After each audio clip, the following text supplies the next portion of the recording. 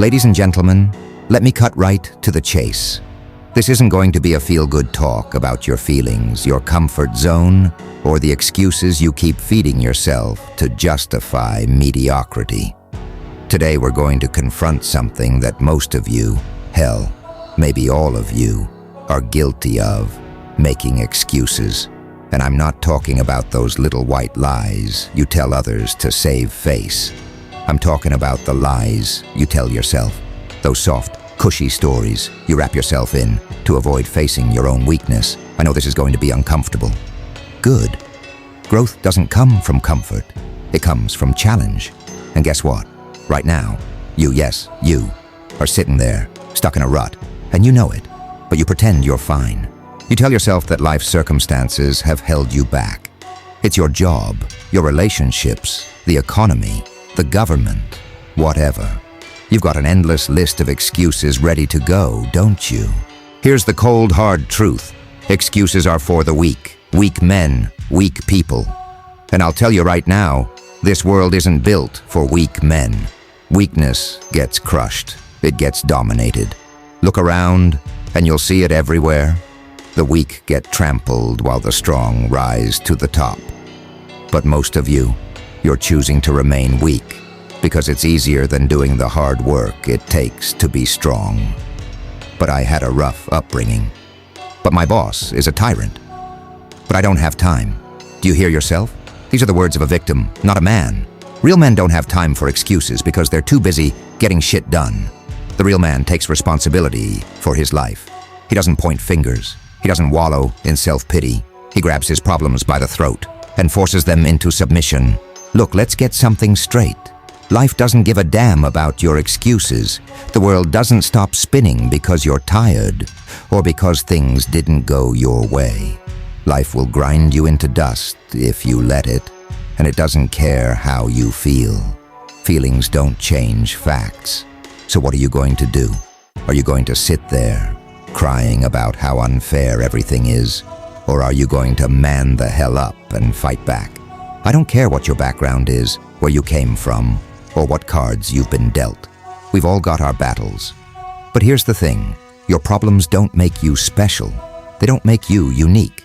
They're just your personal set of hurdles to overcome, like everyone else's. So stop acting like you're the only one who's struggling. Stop expecting the world to cater to your weaknesses. Nobody cares. Nobody is coming to save you. And the longer you sit around waiting for the stars to align, the deeper you're digging your own grave. Let me tell you something about excuses. Every time you make an excuse, you're choosing weakness over strength. You're training yourself to be a quitter, to be soft, to fold under pressure.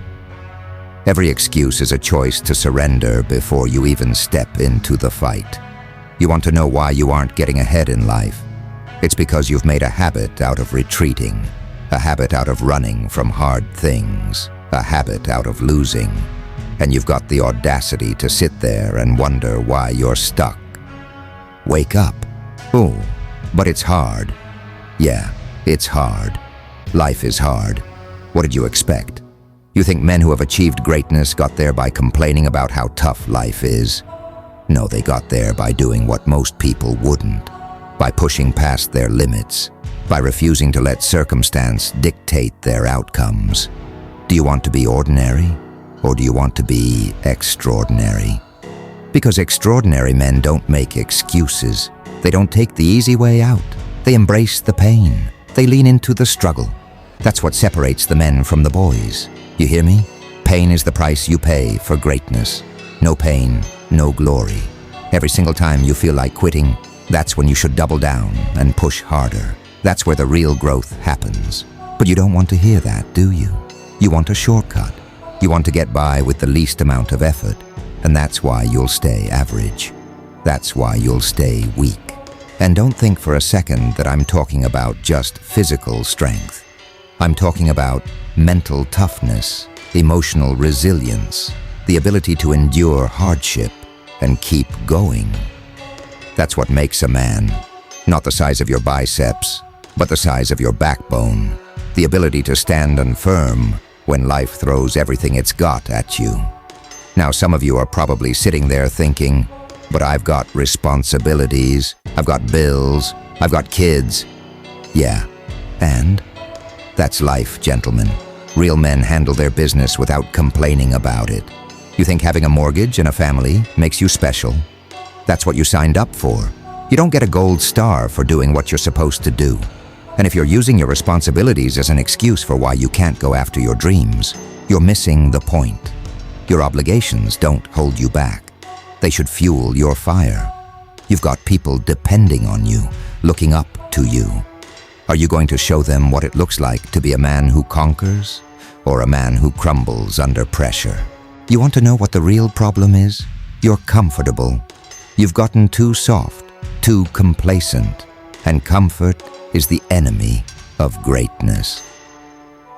The minute you start prioritizing comfort over challenge, you lose.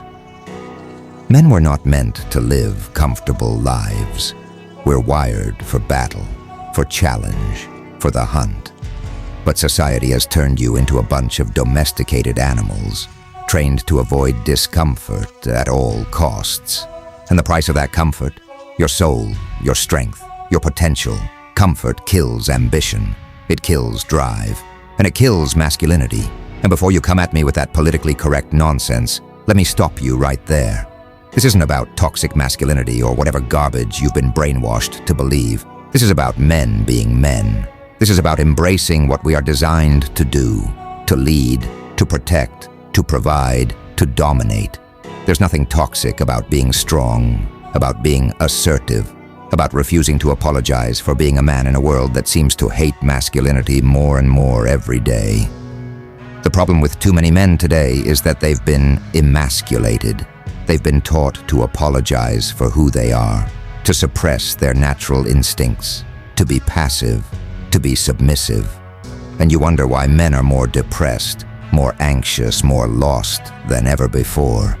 It's because you've been conditioned to turn away from what makes you powerful. You've been told that strength is dangerous, that aggression is wrong, that you should be soft and sensitive all the time. Bullshit. Real men harness their strength. They channel their aggression into purpose. They don't apologize for being strong, for being competitive, for being men. But the weak, they bow down, they conform, they make excuses for why they can't step up and own their power. They tell themselves it's okay to shrink, to settle, to stay in their little box. And the world encourages it. Weakness is celebrated in today's culture. You've been taught that it's better to fit in than stand out. Better to be mediocre than risk being labeled a failure. But let me tell you something. The only real failure is not trying. The only real failure is quitting on yourself before you've even begun. So I'm here to tell you, to remind you, man up. Stop hiding behind excuses. Stop waiting for the right moment, the right opportunity, the right time. The right time is now. There will never be a perfect time to pursue greatness, because life will always throw obstacles in your way. That's the test.